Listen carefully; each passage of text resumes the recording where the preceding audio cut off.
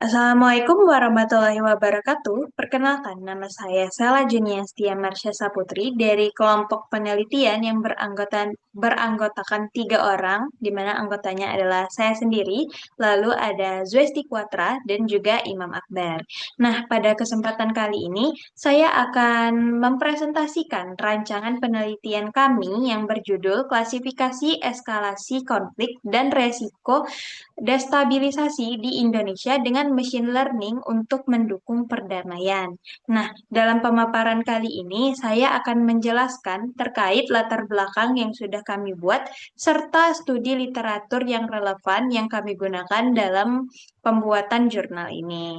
Nah, mungkin akan kita mulai ke bagian latar belakang atau introduction, di mana di sini kami mengangkat konflik mengenai konflik bersenjata dan kekerasan politik. Nah, di mana hal ini itu sudah menjadi tantangan global yang hingga saat ini itu bisa dibilang masih menjadi salah satu tantangan yang paling kompleks di mana dinamika konflik ini tidak hanya melibatkan aktor negara, tetapi juga berbagai aktor non-negara dengan kepentingan politik, ekonomi, maupun ideologis yang beragam.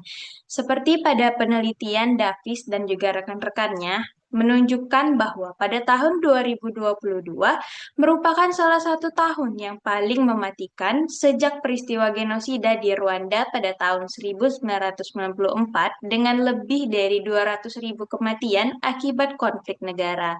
Kondisi ini menunjukkan adanya peningkatan rivalitas antar negara serta meningkatnya fenomena konflik proksi yang melibatkan berbagai aktor global. Nah, selain itu juga distribusi geografis konflik juga mengalami pergeseran, di mana jika sebelumnya banyak konflik itu terkonsentrasi di kawasan Timur Tengah, dalam beberapa tahun terakhir kekerasan politik itu semakin meningkat di wilayah Afrika dan juga Eropa.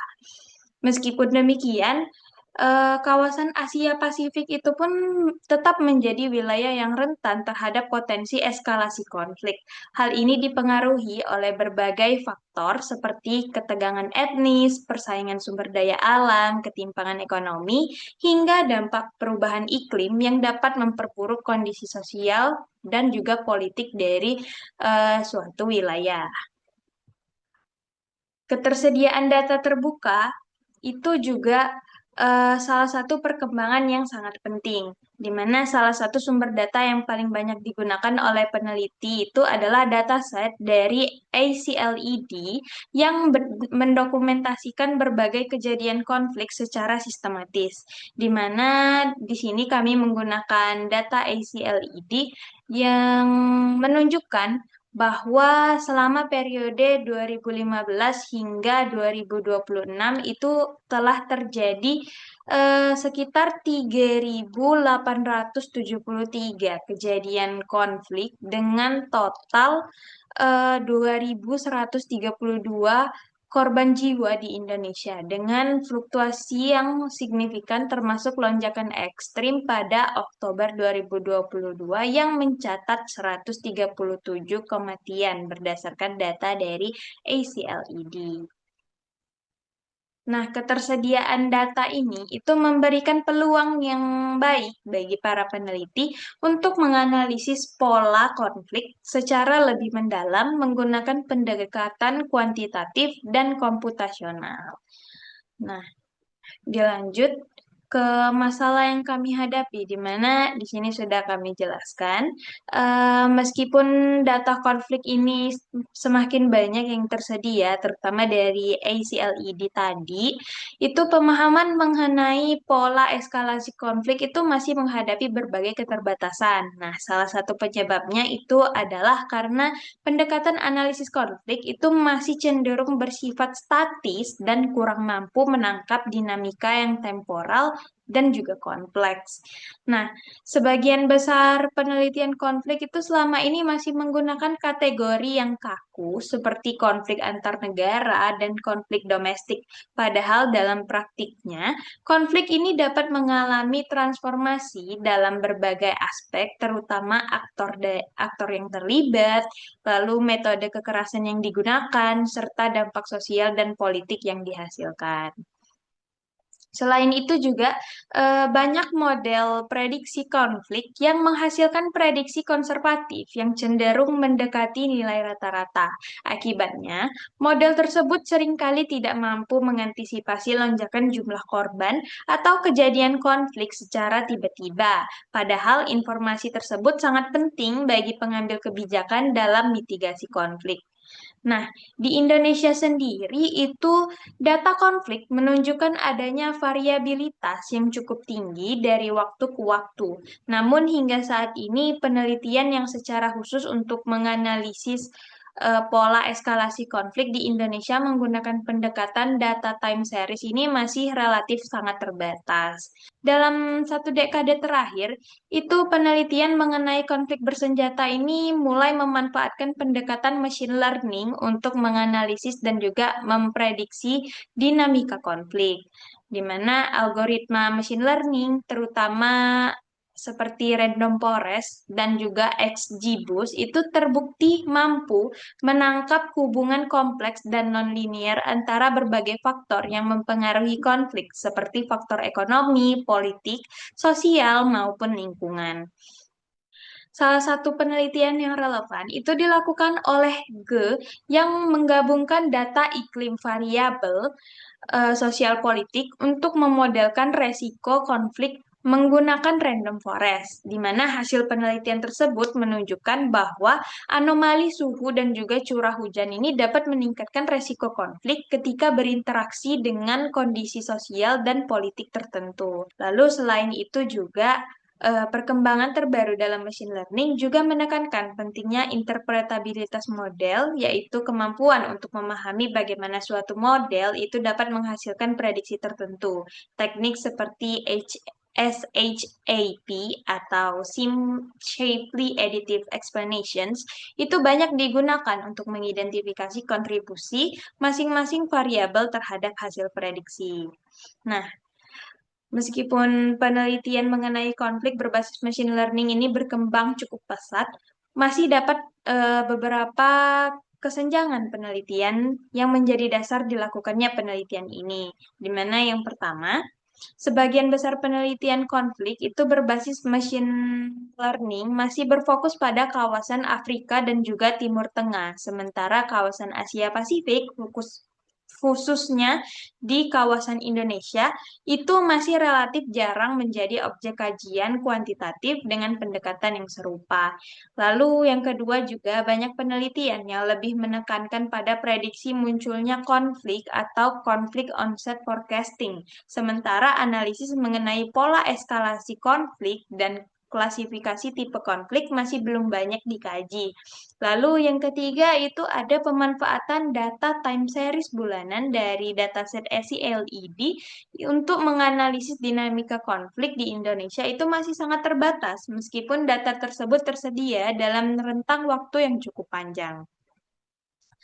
Lalu yang keempat, mungkin masih sedikit penelitian yang mengintegrasikan berbagai faktor pemicu konflik seperti faktor ekonomi, politik, dan lingkungan ke dalam model klasifikasi juga mempertimbangkan interpretabilitas hasil model. Nah, di mana kami sudah memetakan secara spesifik penelitian ini akan memetakan pola temporal eskalasi konflik, lalu mengklasifikasikan periode bulanan ke dalam tingkat resiko destabilisasi. Lalu yang ketiga itu ada mengidentifikasi faktor-faktor kunci yang berkorelasi dengan eskalasi konflik, serta merumuskan tipologi eskalasi konflik yang dapat menjadi masukan untuk kebijakan perdamaian. Jadi kami bukan fokus ke arah forecasting atau prediksi munculnya konflik, melainkan fokusnya adalah mengenai pola kenaikan konflik itu sendiri. Berdasarkan kesenjangan tersebut, penelitian ini menjadi sangat penting untuk dilakukan karena dapat memberikan pemahaman yang lebih komprehensif mengenai pola eskalasi konflik di Indonesia. Nah, secara teoritis, penelitian ini diharapkan dapat memperkaya literatur mengenai dinamika dan endogenitas konflik dalam konteks negara yang berkembang. Sementara secara metodologis, penelitian ini menawarkan pendekatan analisis konflik berbasis machine learning dengan memanfaatkan data time series konflik yang jarang digunakan dalam penelitian sebelumnya. Sementara itu, secara praktis, hasil penelitian ini diharapkan dapat memberikan masukan bagi pembuat kebijakan dalam merancang strategi pencegahan konflik serta mendukung pengembangan sistem early warning untuk mendeteksi potensi eskalasi konflik sejak dini. Beberapa penelitian sebelumnya telah memberikan kontribusi penting dalam pengembangan analisis konflik berbasis data. Beberapa penelitian sebelumnya yang ada di jurnal ini, pertama adalah penelitian yang dilakukan oleh Roth dan Hirsch, di mana penelitian ini itu mengembangkan model prediksi konflik menggunakan algoritma random forest yang mengintegrasikan berbagai variabel politik dan ekonomi untuk meningkatkan akurasi prediksi konflik. Selain itu juga ada penelitian dari Kuswaha dan rekan-rekan yang mengklasifikasikan berbagai kejadian konflik menggunakan pendekatan mixture model dan berhasil mengidentifikasi beberapa arketipe konflik utama seperti konflik besar, lokal, dan juga kejadian yang sporadis. Lalu selain itu juga ada penelitian dari Xie, di mana penelitian ini menunjukkan bahwa faktor sosial dan juga politik memiliki pengaruh yang lebih dominan terhadap resiko konflik dibandingkan dengan faktor lingkungan, meskipun faktor lingkungan tetap berperan sebagai penguat resiko konflik. Selain beberapa jurnal yang saya sebutkan, kami juga menggunakan beberapa jurnal lain sebagai sumber kutipan selama membuat latar belakang.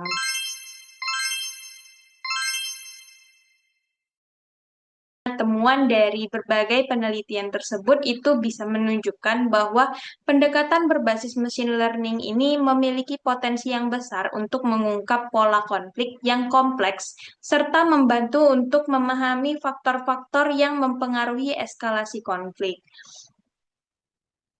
Berdasarkan latar belakang dan juga studi literatur tersebut, penelitian ini bertujuan untuk menganalisis pola eskalasi konflik di Indonesia menggunakan data ACLED periode 2015 hingga 2026 dengan pendekatan machine learning, terutama menggunakan random forest dan juga algoritma XGBoost. Nah, penelitian ini diharapkan itu dapat memberikan kontribusi yang baik secara akademis maupun secara praktis dalam memahami dinamika konflik serta mendukung upaya pencegahan konflik melalui pendekatan berbasis data. Demikian pemaparan yang saya lakukan mengenai latar belakang dan juga studi literatur dari penelitian kami. Terima kasih atas perhatian yang sudah diberikan. Wassalamualaikum warahmatullahi wabarakatuh.